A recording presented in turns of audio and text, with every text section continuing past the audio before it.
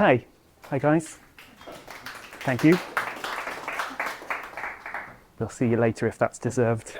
Right, cool. So yeah, I've been threatening to do a talk about GraphQL for quite a while, so this is hopefully that talk. I have been using GraphQL on and off for a number of years, and I think that, well, it's been good to me anyway in terms of building APIs. I know it can be a controversial topic because not everyone likes it, but we'll get into that. We'll get into that in a bit. This is my talk. Cool. So just a bit of an agenda. So we're going to just take a step back for a second and think about what do we have to think about when we're creating an API in the first place. Any API, there are lots of technologies and ways you can build an API. I've put together some of the things that I think are what I'm trying to think about when I'm developing one. Then we'll talk about what is GraphQL. There are two parts to it. There's the query language and the schema part of it. So we'll go through both of those. And what's PHP Lighthouse, because that is the implementation of GraphQL in PHP, or rather that is a library that implements it. So we'll find out how that works. And then we've got a demo, which I'm sure will go perfectly. And then just a bit of summing up some pros and cons of building an API in this way, because it's mixed. And finally, some alternatives. I found a couple of alternatives, ways of doing things, which are, if you like some of the things in this, but not all of it, then at the end, I've got there's another library I found which does the similar concept in a slightly different way. And then summary at the end. So at some point during this presentation, we'll be using all of these. We'll be talking about all of these. So it's PHP, Laravel, GraphQL, and PHP Lighthouse, which is the library. I hope if you have some interest in at least some of those, this will be useful to you. It does get a bit Laravel heavy at the end, but hopefully you'll be able to translate that into your PHP framework of choice. But maybe not, because Lighthouse is specifically for Laravel. So cool, but I don't know about any other frameworks.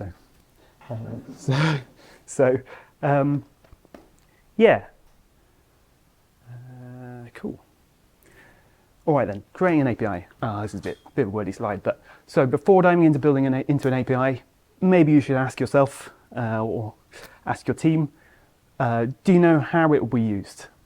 So if you don't always, so sometimes you're building like a super generic API that can be consumed by anyone, and you might not be your own customer, so you might not be the person implementing, having to consume your API. But if you do know, then that's excellent, because it allows you to tailor some more things. And then you get into the question of whether you make your API static, i.e. has a number of fixed endpoints that do very specific things, and they only return data which is quite tied to an implementation, tied to a particular consumer in a way someone wants to actually consume that data. Or you go the other way and you make it super generic and make it so that it's infinitely flexible.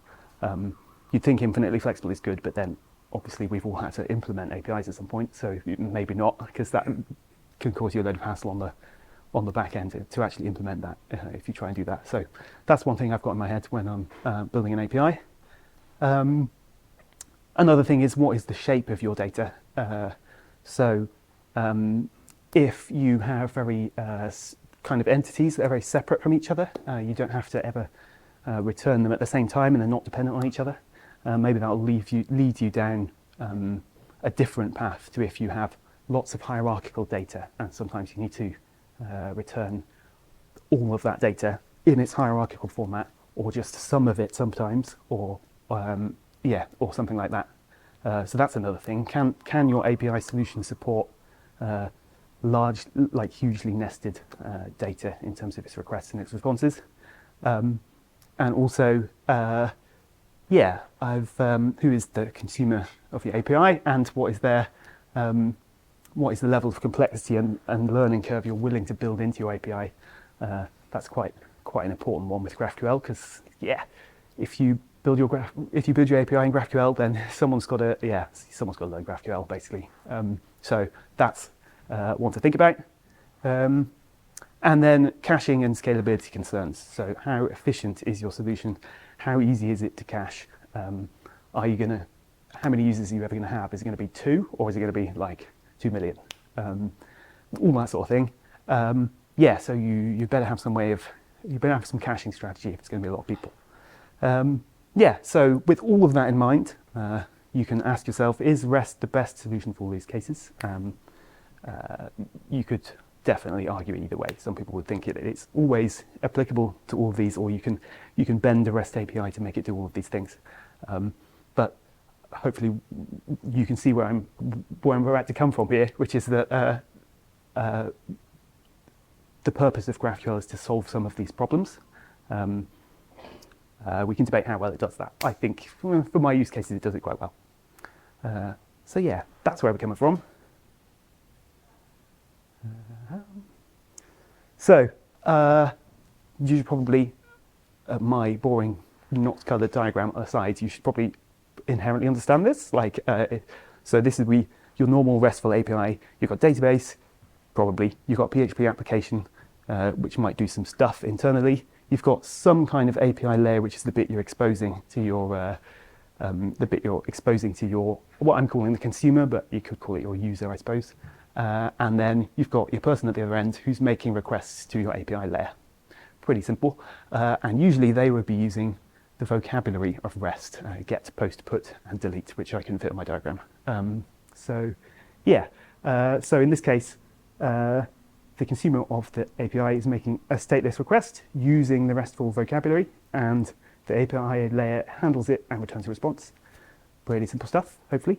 One thing to bear in mind in this case is that the vocabulary, I guess, that your API consumer will be using is the same as the HTTP request vocabulary, which is nice and simple. So if we look at the way GraphQL works, most of this stuff stays the same, but the vocabulary you're using to connect to your API layer is now different. In fact, it's quite dramatically different, which we'll see in a bit. But pretty much all this other stuff stays the same. There's nothing really wildly different here. And one of the key differences is instead of using your HTTP keywords, you use the queries and mutations, different syntax. So in GraphQL, everything is either a query or mutation. That's not actually true because there's also subscriptions, but I've never used those. So that's cool. Yeah, and the key thing to bear in mind here is that the vocabulary you're using as the API consumer, like your keywords, is not the same as the HTTP request language. So it's not using get and post and put and delete and stuff as part of its vocabulary.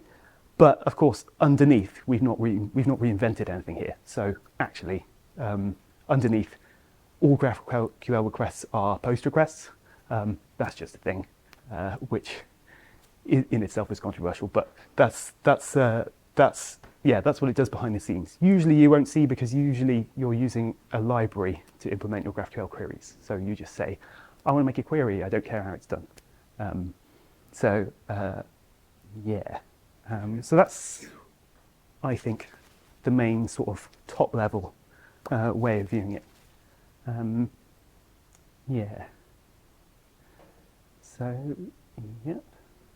So then we go on to, let's go slightly further down into it. So what is GraphQL? There are two things, there are two main components of GraphQL. One is the query language, which I've just alluded to. It's positioned as an alternative to traditional RESTful APIs. It has what I'm calling a vocabulary for interacting with an application, just like a REST API. It does it differently, as I've just mentioned. It's got a query language instead of the REST vocabulary, so it's just more involved in terms of what you can express in it, and correspondingly how much processing you need to do on the back end to deal with that. Queries retrieve data, and mutations will create, modify, or update the data, or do anything else you like. This really confused me the first time, because I was like, what if something's not getting data from the server or mutating something in your database? But I think it's better to consider mutations as mutating the state of your application, not just the state of your database. So you could write a mutation that sends an email or something. Might not have anything to do with your database, but you could still bend the word mutation to be to do with that application state, and you're changing it. Cool. So I mentioned there were two parts. There's the second part. So the first part's the query language. The second part is the schema, which is the bit that defines what you can query. So that's implemented on the back end, and that's saying it's describing my API, so that obviously I can't just query anything from my database, because that would be mad. So you have to at some point define your API layer over the top, and that's what the GraphQL schema is for. It's got a language, schema definition language for declaring APIs. So the idea is rather than have to go through writing implementation specific stuff, PHP and so on, for all your routes and your endpoints, and put in a whole bunch of boilerplate code, it's all in one file in this very specific language that's supposed to define and supposed to self-document how this stuff is done, which I personally think is quite cool. I think if you take away everything else about GraphQL and what it's trying to do, declaring your APIs rather than writing them imperatively, I think is really cool. It becomes a way of self-documenting the behavior of your API, because you end up with a schema and it's written in a language that's very verbose, which we'll see in a minute. Very concise, I should say, it means you can see what your API is doing as long as you can pass that language in your mind, which is pretty cool. It means that in theory you only need to change that schema file in order to change the behavior of your API, which is cool. And in theory, that means implementing your API is a lot faster because there's less code to write. So yeah, that's what I like about it. I think the query stuff is okay, but this stuff with the schema, this is cool. So a little history, because I've resisted putting the Wikipedia definition for GraphQL on here, which would be the stereotypical thing to do. But basically, GraphQL technology, which is it's independent agnostic, so it specifies how things are done, but it doesn't have an implementation in any particular language. To do that, you'll need a library, which we'll get onto in a minute. But it does tell you what the queries should look like in terms of what the syntax is, and what the schema should look like in terms of what that syntax is. Originally developed by Facebook in 2012, but later I don't know what happened exactly, but Facebook kind of disowned it, I guess, and then it went into non-profit GraphQL Foundation. I actually don't know if they still have involvement with it, but I know it's pretty popular because it's used by. At some point, it's been used by Facebook, GitHub, Shopify, and so on for their public APIs. If you interact with any of these services, then you may have already met GraphQL. Interesting choice as to whether I would use it for a public API if I was creating an API that I would publish. It does have all of the features to be able to do that, to be able to write public documentation for it and stuff. I'm just not sure I would put that burden on whoever's implementing my API. I guess it would depend. This would depend on their level of effort they want to put in, and level of technical expertise, I suppose. So that's just a little bit of history. So anyway, we've talked about it. So what does it look like? Firstly, I've got a couple of screenshots of what it looks like, but hopefully we're going to come on to the demo in a minute, and hopefully the demo is going to work. So so the screenshots are just a prelude to the demo. That's what GraphQL call request looks like. Hopefully you can see that. I've actually screenshotted this from the demo, so you'll be seeing this again. So hopefully you can see, so this is the request, that's the response. Hopefully you can see the relationship between the two. you write this query language which looks like this.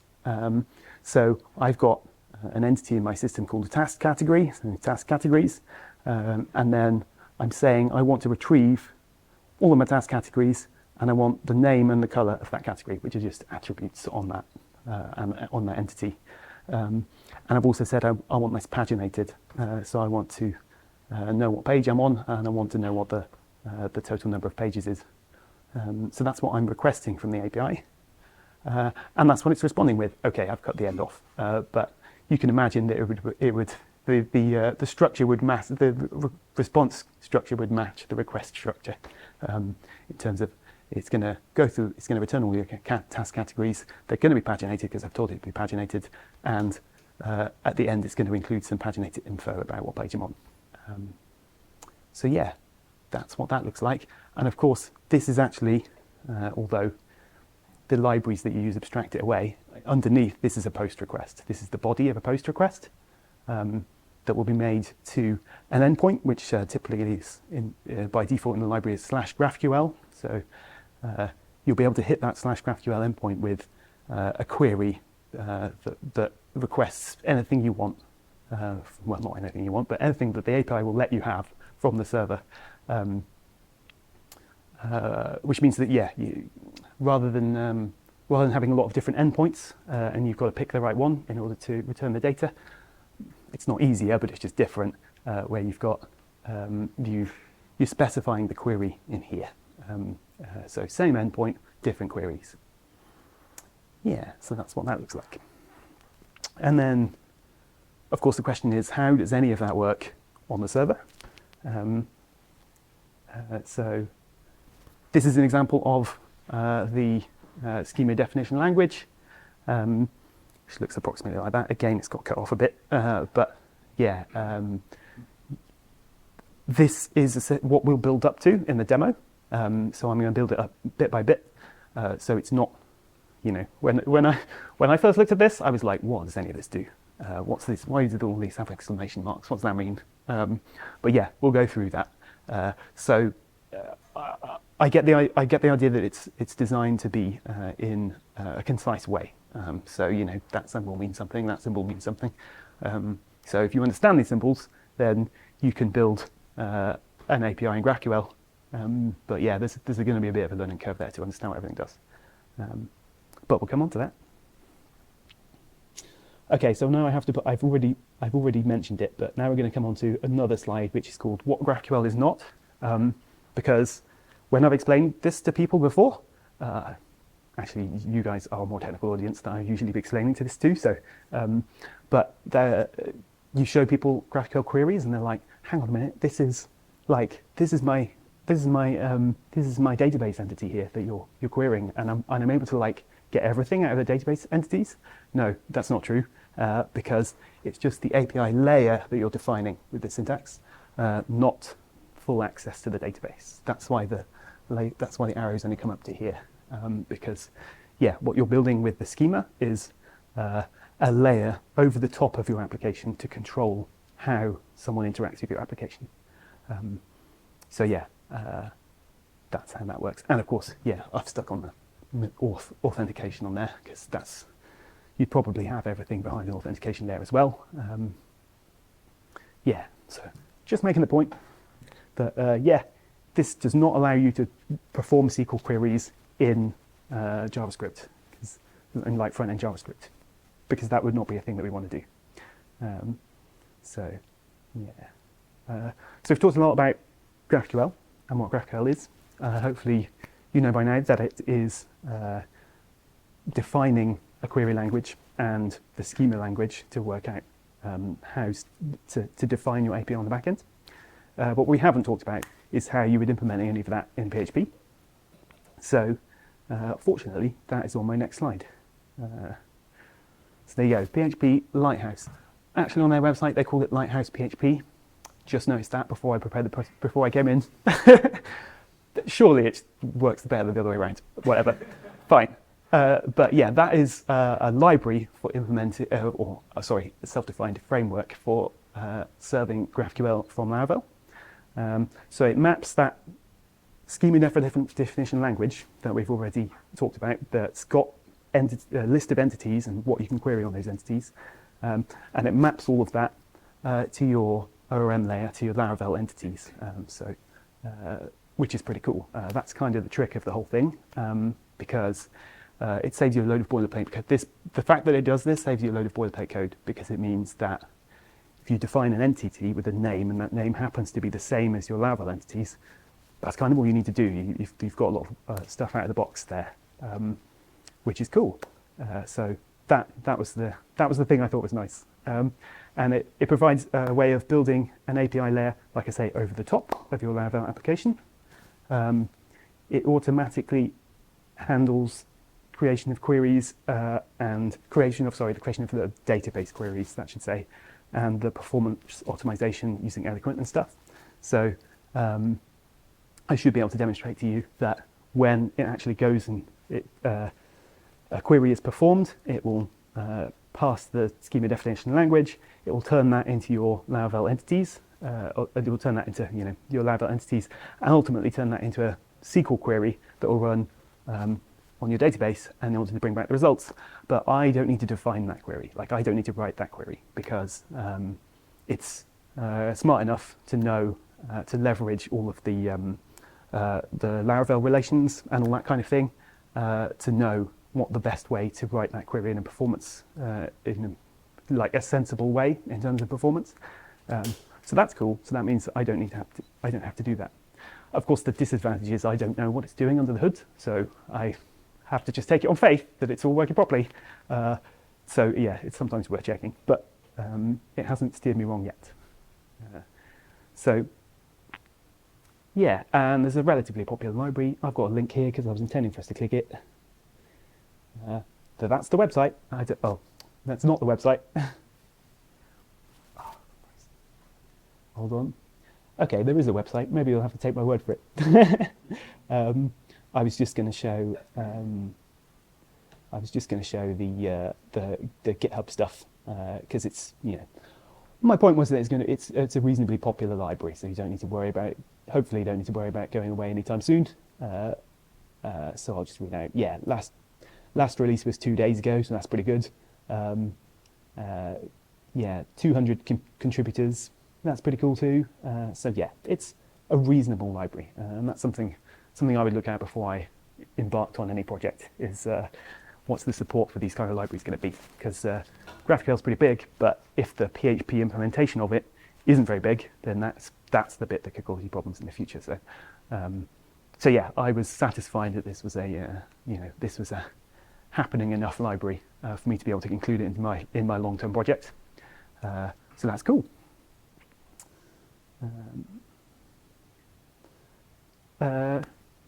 So my big thing at the bottom, which I think I've mentioned already, which is GraphQL defines the vocabulary for specifying, querying an API and formatting responses, but it's Lighthouse which performs the implementation of this in PHP Laravel.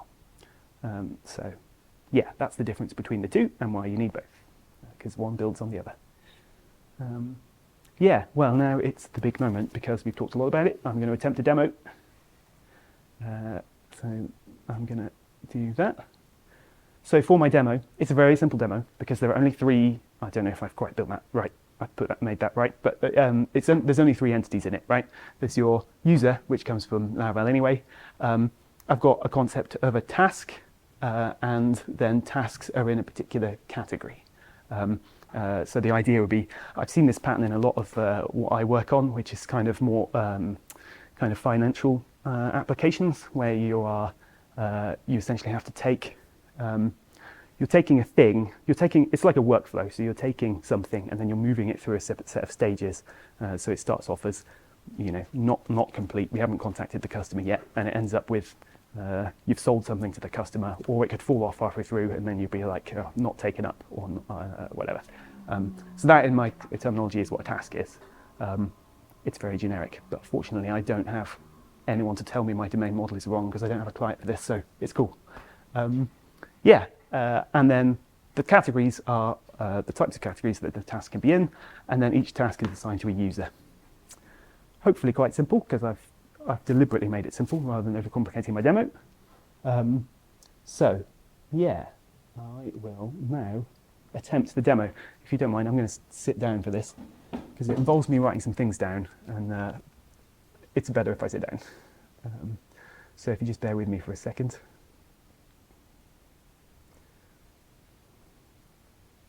Okay, we're doing all right for time. I've got to work out how to make this in order to show the same things. This is the bit I didn't prep.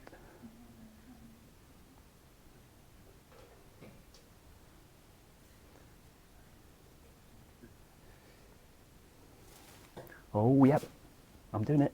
It's cool. Wait, I think I didn't press play. 1 second.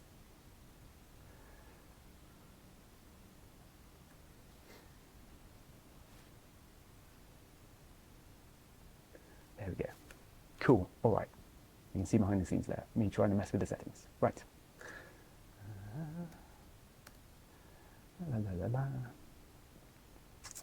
Okay, so, oh yeah, that's gone well.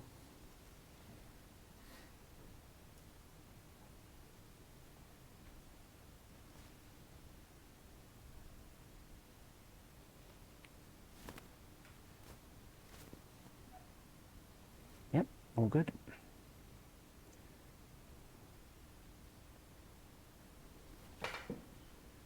How are we doing for that? That's not too terrible.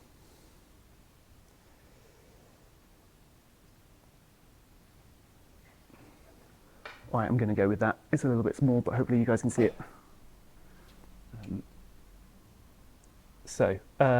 Just a little word about my setup. So I've got a very simple Laravel project which is running inside a Docker container, because that happens to be how I do all my stuff. So that's just loading my Docker containers down there. So that's fine, but you shouldn't really need to know about that. It's just a fairly standard install of Laravel 10 running on PHP 8.1. Yes, I know I need to upgrade. So that's cool.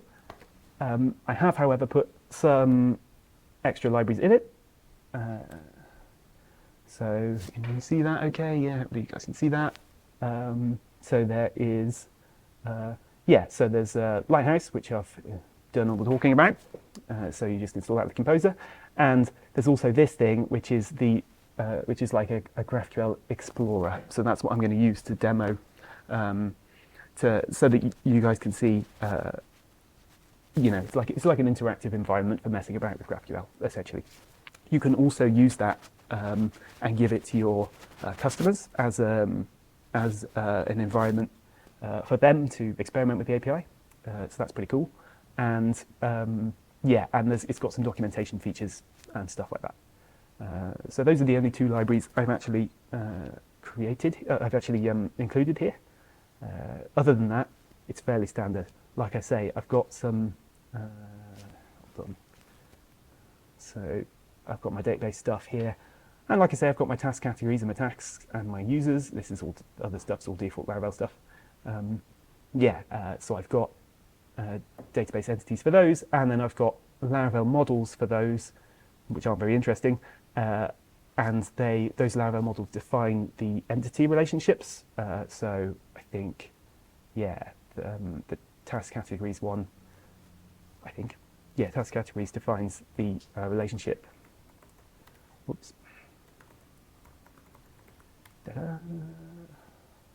Nope, that's got me from messing about with scopes. You don't need to see that.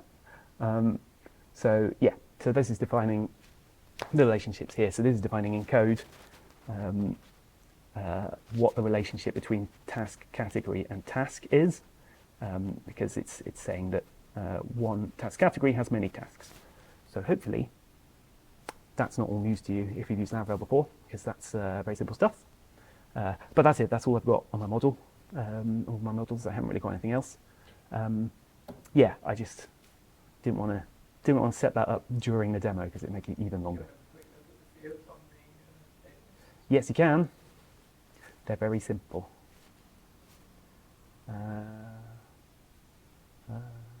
There we go. So I want a name of thing, color, sort order, and some timestamps for created app and updated app. And then on my tasks, I got, well, not very much, ID, name, and description, and a due date and a completed date. So that's cool. Like I say, very simple example, hopefully. So what we're hopefully going to see is some of those, but not all of those, coming through us being able to request them as part of the API, which hopefully I will do shortly. Cool. So,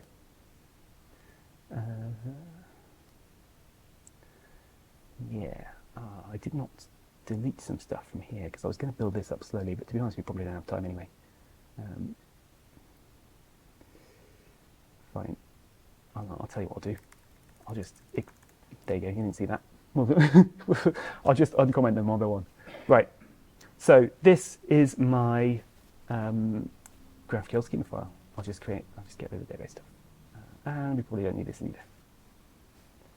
There you go. Let's ignore that. No one noticed. Right. So this is my. So this is where I will be defining all my stuff. So for my GraphQL schema, I should say. So and this is where I shall be checking it out. So I should be able to type a query in here and have it return some results because I'll have written some stuff in this file, and that should all go fine. So to start with, I have a very simple thing in here, which is just called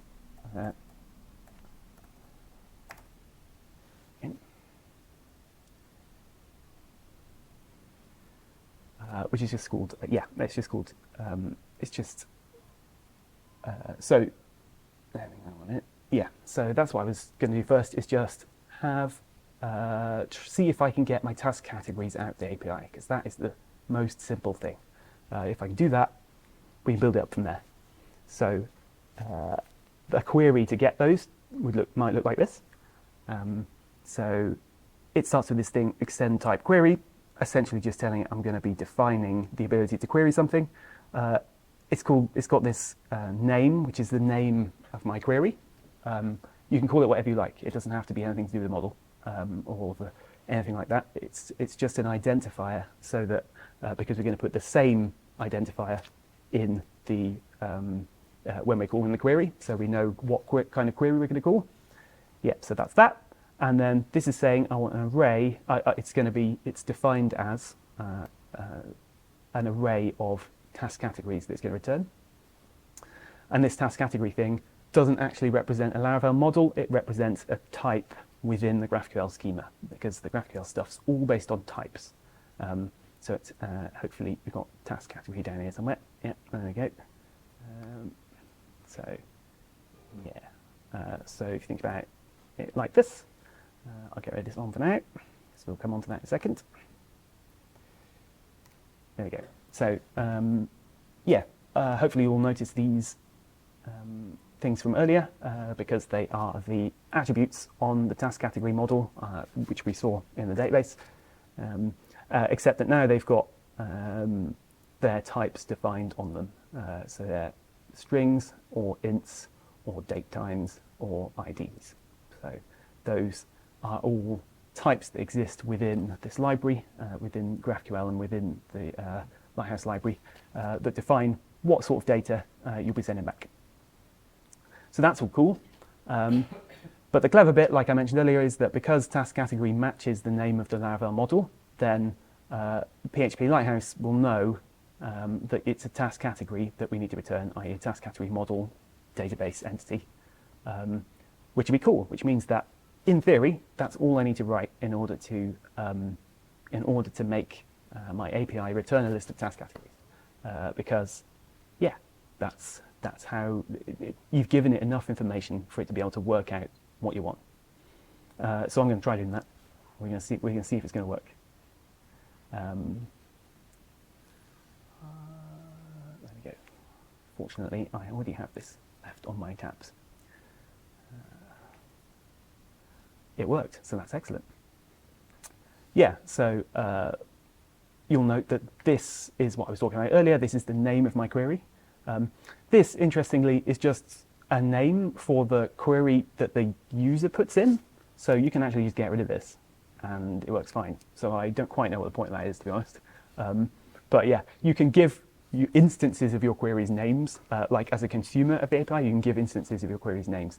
I don't fully know what the point of that is. But this name is very important because that's the bit on your API that you're calling. Like, so you need to know, you need to tell it what, which query, which type of query you're gonna do. So that's very important. And then you're saying I want name, color, and sort order to come back. And then because I have already put some stuff in the database for time reasons, this is returning a bunch of categories, and it's returning, like I said before, a bunch of statuses that a particular task can be in, so not contacted, meeting arranged, blah, blah, blah. So that's good. Yeah, so that's cool. And that will bring back everything because one of the key bits in here is this all. So this is called a directive. So directives define the behavior of what's going to happen when you return stuff. There are a lot that are predefined in Lighthouse, so you can get quite far without having to write any PHP code because they're all defined in these directives, which is cool. You can, if you want to, just write these yourself. So these have a mapping. If you give these a name that matches that of a PHP file, which you've defined as a directive, then it'll just do the matching, and then you can put into PHP and tell it what to return. I think I have an example of that at some point. So that's cool. Yeah. So that's kind of the most simple example, I guess. And yeah, like I say, you probably won't want to use all very much because it just returns everything from that database table and you don't get a say in it. So yeah, it was the most simple case, but it's possibly not a common use case to get everything inside a table. So that's kind of cool that we've been able to do that with our API, but it's not that it's not that advanced. One other thing to mention is, like I said, you define what you want, like the consumer defines what they want to get back. So if they need name, color, and sort order, they'll get all those things. But if they need just, say, name and sort order, then predictably you only get that in the response, which is pretty fun. So it's filtering the attributes based on what you want. So it's filtering out the attributes based on what you want. So that's cool. What else have I got in here?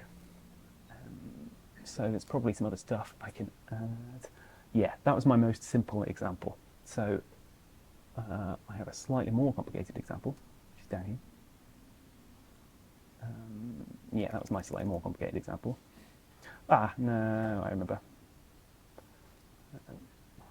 Hold on. There you go, we'll put that back in. So there we go, task category. So yeah, I've got my task categories and I've defined that as a type, but my task categories can also have tasks. So remember I had my entity diagram before, my hastily put together entity diagram. You can, yeah, one task category can have many tasks. So that's what this is defining within the type system. It's saying one task category can have many tasks. And that is a has many relationship, linking back to the Laravel entity. And I've also put a custom directive on this, which I shall delete for now. Cool. So that means you can have nested data within your schema, and therefore nested data inside your queries, which is cool. So I will try and show an example of that.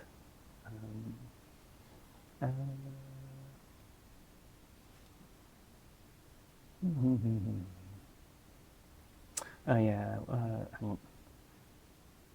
Okay, I'm going to skip because we're doing okay for time, but not great. I will skip right to a slightly more complicated example, I guess.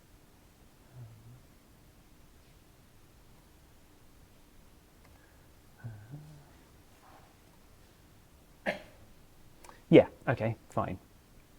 So for this one, we're adding a couple. Oh, I hope this query is going to work, but I think it is.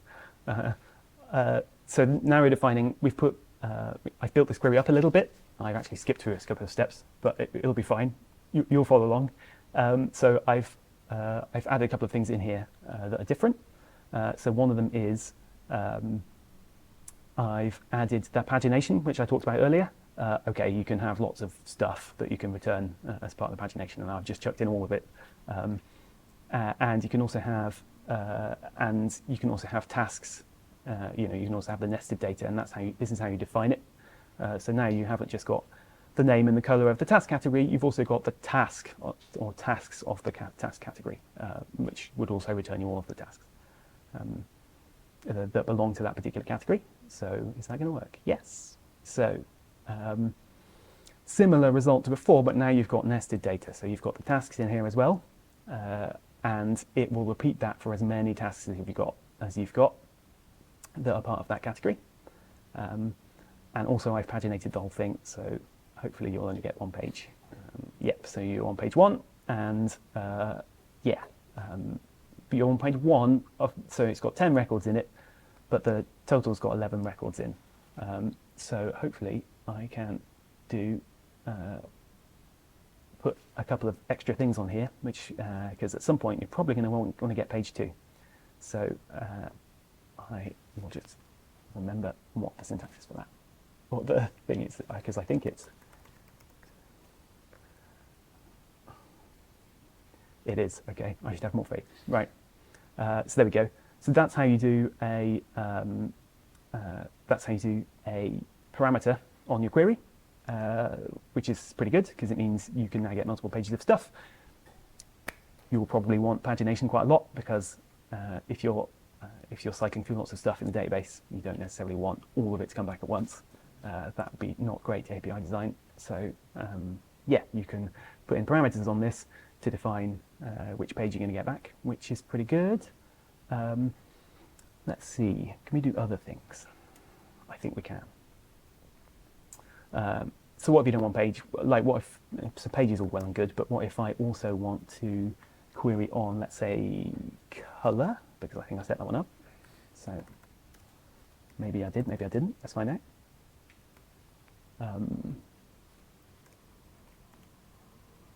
Like that maybe. So it should be returning only a very small subset of results because it's the ones with those particular color. Maybe I didn't. So, oh yeah, there we go. That's only returned one result. So you got one result now because it was only that one category that had that particular color. So that's pretty cool too. So that means that you can, you're hopefully starting to see that this query language is quite powerful. You can bring back nested stuff, which is great.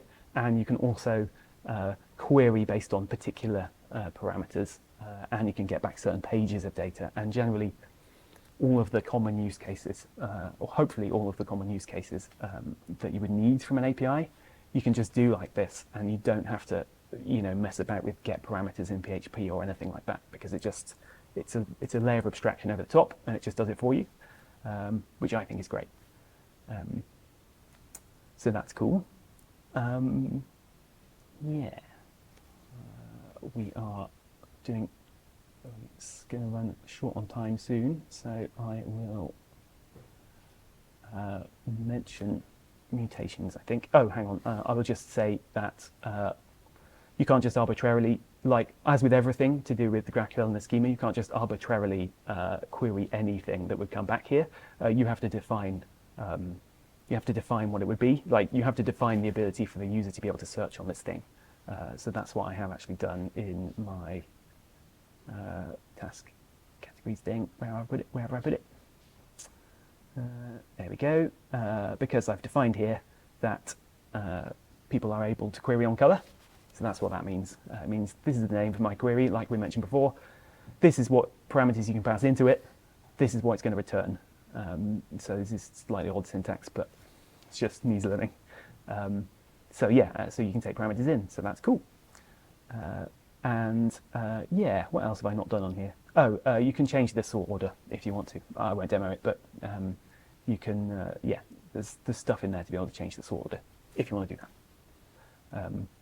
So that's what I've defined on my query. But what I found about GraphQL and PHP Lighthouse is most of the things that you would want to be able to do here, okay, let's say everything you would want to be able to do as part of your API, you are able to do in GraphQL. I would say whether it's documented or not is definitely a different matter. Unfortunately, obviously, I appreciate the PHP Lighthouse library and everything the guys on that have done, but when you get into the more complex cases, I think the documentation falls down a bit. So be warned with that if you're going to go for this, because it means that you probably spend some time looking through the documentation and then looking through the source code. It's kind of okay, but the documentation could be better. So that's the downside. But personally, I've developed some production stuff in this, and it's all been fine.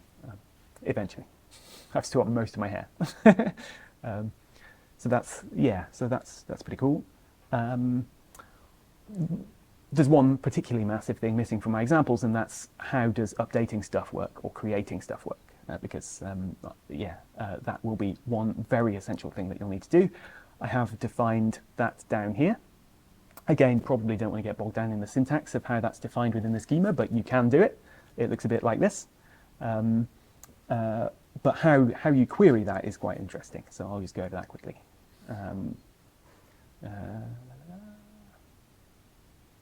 So I'll just briefly show you an example of creating a task. So it's got the same sort of flavor as a query, but it looks different. So it's a different thing. So still got the name of you're defining a name of your mutation. This time you've got to tell it what the variables are that you're putting in, and then you've got this other variables section down here. Behind the scenes, these are all part of the same post request. So there's 2 bits of the post request. It's just got it puts the query in, and then it puts the parameters in, and it all goes through as a big JSON object. But you don't care about that because usually the library that you're using handles it and gives you two things to put in. One of which is the query that you want to do, and one of which is the variables that you want to put in. So yeah, that's how that works. So these variables that I'm putting in here match up to these variables that you're taking in here, and then I've got the name of my query, which is called within the schema, which is called create task, and then I'm just putting all of the stuff in. I'm saying that name is equal to the name I passed in, and description is equal to the description I passed in, and so on. And then hopefully you run it, and some stuff gets made. And I've also told it to return the ID in the name of the new piece of data. So it's doing that for me, which is useful. You're going to need the ID, I imagine. Proof that it is actually doing something, because the incrementing ID goes up every time. Let's not go over the fact that I had 30 attempts. Right, cool. So that's queries and mutations we've gone through very quickly. Hopefully you've seen that GraphQL and Lighthouse can do this stuff. What I was also going to show you, but I don't think I have time, is the query log. Is whenever this does something or runs a query, it's performing a sensible SQL query in the background. You don't have your n times n problem because it's better than that. So that's good. But one of the issues is that you've sort of got to take that on faith, because you don't really get a huge amount of visibility of it unless you go into Laravel and then turn on the query logging. So it can't it can't explain it to you. It doesn't have like an explain feature as far as I know. So that's a cool thing. The only other thing I was going to mention very quickly, because I was setting this up earlier today, is that if all of that fails, and you have a thing that's so custom that it can't fit within the remit of GraphQL and the GraphQL schema, then that is okay, because at every step, everything can be overridden, and you can go into PHP if you want to. So I've done something here which I've called custom resolver test, which is that it's no longer using the query. It's no longer using its own query engine. It's broken everything out into PHP. So if I run that, then it's going to be completely custom. So this is my very custom stuff, and I put this is a custom resolver. So that doesn't come from a database or any entity or anything. I've just literally written the code that says when you do a query that is of this type, then this is the shape of the data that I want to come out. It still has to be defined in terms of the query stuff, the query, the schema definition stuff, syntax language, which is why I've got, if I've defined the response here, so I've said that it's going to always going to have result and errors in it. But in terms of how that you get that, it's not, you don't, it doesn't have to be the link to the database if you don't want it to, and the Laravel entities and all that stuff, because that's just the default behavior, and if you want custom behavior, you can do it. So I've told it to have a custom resolver of my custom resolver because I wasn't feeling creative. So I've got a PHP file called my custom resolver, which has got this resolve function in it that says, look, if you give me this query, I just want to return this result. So you could do whatever you want there, obviously, as to how you, what you went off and did, what you queried from the database or whatever. You can take control of all of it and then return the result that you want to return. You're not bound by the features that are in the Lighthouse library. So that's good, because eventually it's all going to break down and you're going to have to do that. It's my experience, because the PHP Lighthouse people have thought of a lot of stuff, but it's not going to think of everything that you could possibly want out of an API. So that's like the last line of defense there, but it means you can do everything. So yeah, thus ends the demo, I believe. I do have some brief summing up afterwards. I am about to run over time, so maybe I'll just do that very fast. Possibly skip some slides, hang on. Oh yeah, you can still see that, that's cool. Yeah, so feature recap. A feature recap. So it's a declarative approach to creating an API, which I've already mentioned loads of times. It's a querying language, which allows for all of that stuff I've just mentioned. And it can also mutate the data for you. We've only just very briefly touched on the powerful kind of expression, the expressive syntax that it has. But it's pretty cool that you can do all those things. There's a lot more features that are not in the demo. Here are some of them. I sort of put this slide in because I was preempting questions. So this is authentication. Yes, you can do authentication. It works with, you can put the authentication over the top. It works with existing Laravel authentication libraries, Passport, Sanctum, and so on. So you can make it do either session-based auth or stateless auth with Passport or whatever. That's all stuff you can do. It has directives to work with Laravel policies, so you can do some authorization stuff. Caching is an interesting one. Supposedly it has attribute level caching, so you can cache all of a query or part of a query. I've never personally been able to get that to work, so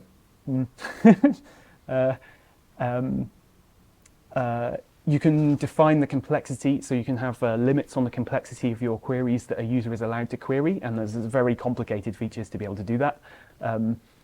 So that because one of the big issues that you get with GraphQL is because everything's nested infinitely, then you can have the situation where your user is effectively able to denial of service you because they're just doing a query which is across all of your tables because they've just specified the worst possible case in their query because you've allowed them to do anything. So in order to rein that in a bit, there are features to be able to do that, and you can say this query is worth this weight and this is worth this weight and so on, or you can just put a blanket limit over the top that just says when it gets to this nesting level, don't do anything. Like I say, lots more cool stuff than is possible here. Custom resolvers, which I have mentioned, documentation. There's some tools in there to do documentation, but note that it is completely incompatible with any other documentation like Opium API or Swagger or whatever. So it's got its own thing, but you're gonna have to use that. Cool. So I've mentioned some advantages of PHP Lighthouse, which I think it's very quick to build a simple API for fetching and mutating data. Hopefully I've seen that because we've just done it. It ties PHP Lighthouse ties the features of GraphQL and the features of Laravel together in quite a cool way, which reduces boilerplate, which I think is great. Declarative, not imperative, as I've said, within reason. Supports complex queries and mutations through directives, custom resolvers and stuff. So yeah, those are all the bits that you're specifying as part of your schema definition language, where when you're breaking out into how the functionality is actually implemented. So breaking out into Laravel and stuff. It means you can do all of that when you need to. Yeah, I think we've gone over why you might want to use it, because I've sort of mentioned that as I was going along. Opinionated request and response formats, which that's pretty cool, because when you're doing a REST API, you've got to create your own kind of way of querying and returning data, whereas GraphQL is opinionated, so it just does it for you. You can't deviate from this stuff, which is good and bad, I suppose. But response is always found in JSON, which is cool, particularly if you're implementing this in a JavaScript application. So I primarily use this for building a back-end API, which is driving a front end, so in Vue.js or React or whatever. So the fact that it returns kind of easily parsable JSON is very, very handy. Excellent libraries and tooling, although I have slagged them off a bit because of their documentation, but generally yes. Supports hierarchical data, like I've said, and the APIs can be very flexible. So flexible APIs means that you can fetch exactly the data you want and no less or no more, which is good. There are some disadvantages. I've got to go through them. Like I said before, the requests are always post, which means that you don't get any HTTP level caching. That's just a thing that happens. You can't do anything about that. It's possible to do higher level server caching with Nginx, but it's difficult. I've personally never tried. Yeah, but it's not impossible. There are instructions on the Nginx website on how to do it. It's definitely possible to get into a mess with STL's type system, either making overly generic or overly specific entity types. So you have to be very careful with that, because otherwise your code could become very difficult to understand. Like I've said before, it's possible to create extremely slow performing queries. You can always it's a public API usually. If you're giving, the point of an API is that someone else is consuming it. So you've got to make sure that if that person constructs the heaviest possible query, then that's a thing that they can do, because you can't really complain to them if they do that, because you've given them the option to do that. It's sort of your fault if it brings down your system. So yeah, you've got to do that. Like as you may have guessed by now, it does have a bit of a learning curve. You've got to work out what all that syntax means and what all of the PHP Lighthouse directives are that you can apply, and there's loads of them. It's powerful, but it's not always well documented. That's what I found from my days of using it. What else? Oh, I won't go into this too much, but if you like the fact that you can define an API with a schema, but you don't like the rest of the GraphQL stuff, like that it's a post request and all that, and so on.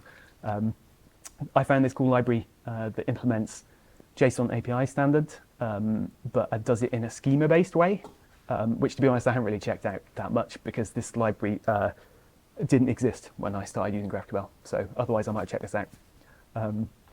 But yeah, that's quite cool. So you get the schema bit, but not the GraphQL bit. So that's kind of interesting. Yeah, and conclusion. Okay, you probably know what. I think I've repeated some of these points by now, but I think the conclusion is that there are many ways to build an API. If there's one thing I would say, it's that. So I would say try to follow a standard, of which GraphQL is only one of the available standards. So you've got to work out what your request and response formats are. If you don't use the ones, or you don't like the ones in GraphQL, well, you've still got to get some from somewhere. So make sure they're consistent. And I would definitely say use established frameworks to keep everything consistent and avoid reinventing the wheel where you can. So the value is added to your application by what's unique that your application does, not by all of this other stuff about formats of APIs and so on. So the less time you can spend, you can usefully spend implementing that stuff, the quicker you can get to grips with it, the better off you'll be, I guess. Yeah, I've pretty much just gone through that already. So I think that's pretty much it. I'm going to draw it to a close there. There's more I could say, but I'm not going to because I've run out of time. So that's the end.